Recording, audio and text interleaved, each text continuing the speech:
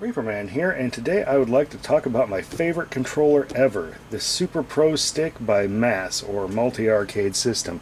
Now, for those who haven't heard, earlier this year, the couple behind the MAS products, both the sticks and the Supernova Super Guns, unfortunately they passed away in what I'm hearing is a house fire. So I'm just talking a little bit about my MAS sticks, and unfortunately there really is no other manufacturer of American style arcade sticks out there, definitely not to the quality that MAS is. Every once in a while we see like a Pelican stick or a Mortal Kombat stick, but nothing is as nice as these. Now, I've already done a video on my Genesis Super Stick, but it's here just for kind of comparison, and the first comparison I'd like to make is size. If you notice, this is a considerably slimmer stick, which adds tremendously to why I like this, why this is my absolute favorite stick.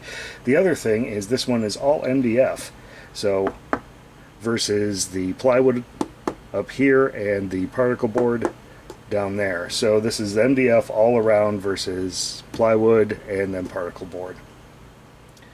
Now this is from a later era, so it came with Suzo Happ buttons, and I've replaced those with Industrious Lorenzo buttons with the convex type with the 75-gram cherry micro switches, and they give me just kind of a nice feel to them. I really like to feel the actuation, or at least the actuation of the switch at the bottom.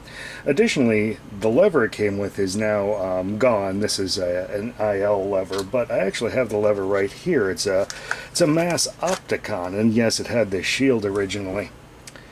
But if you notice, it's got kind of a gate that's made out of this optical board, and instead of this being an actuator, it just kind of slams into the edge of the board. And this one's had several modifications, I assume, from the factory to, I don't know, make it more reliable or something.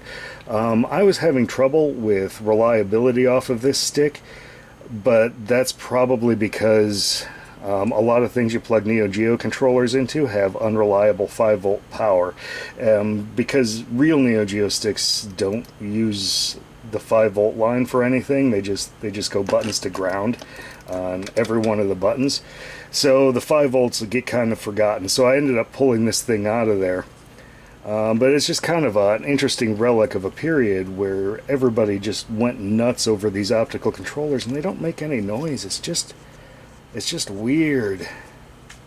So anyway, I'll set that off to the side here, and I'll actually get rid of the old Super Stick, because it is time for us to open this up and have a look at the inside. Okay, and then let's remove the base here, and as you can see on the inside, these are MDF. You can see the cuts where the T-molding goes. Now, I do have some other manufacturers of arcade sticks, and I noticed they don't actually use real T-molding, but this is real T-molding and MDF all the way around. This is pocket screwed in with pocket screws on all of those sides. Hopefully you can at least see some of those. This screw and this screw I added myself. Because this, I guess it's chipboard, or maybe MDF, I don't know. But it was flexing a little bit in the middle, a little bit much for my taste, so I added those little screws there. I also added in a harness to adapt from the 5-pin, which this thing originally came wired for, to individual switches. And I did remember that I actually do have some stock buttons in here. These two up here are still Suzo Happ, and as it turns out, I can't get my button wrench around them because they're too close to this cable, so that's why they're still in there. I thought I got rid of them. Actually, I bought replacements several times because I've already worn the little man off the start button, and I really like having the little man there, even though I can't ever see him.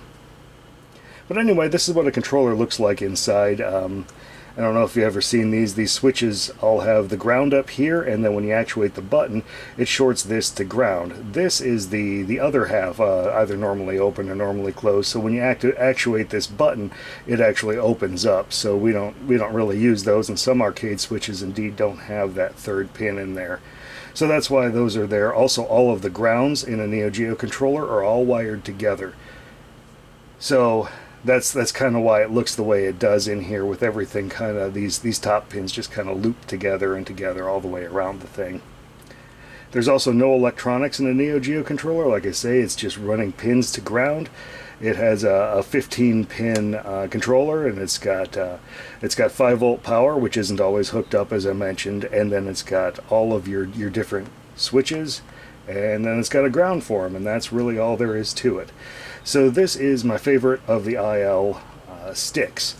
And as you can see, it's got a square actuator in kind of a square area, and together they come together and make a circle gate, which is a little counterintuitive until you think about it.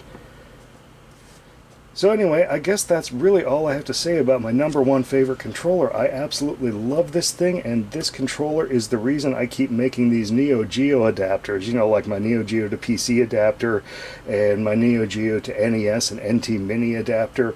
All of those are because I like this stick so much. This is my everything stick. If I can make it work, this stick is what I game with. So until next time, Reaper Man out.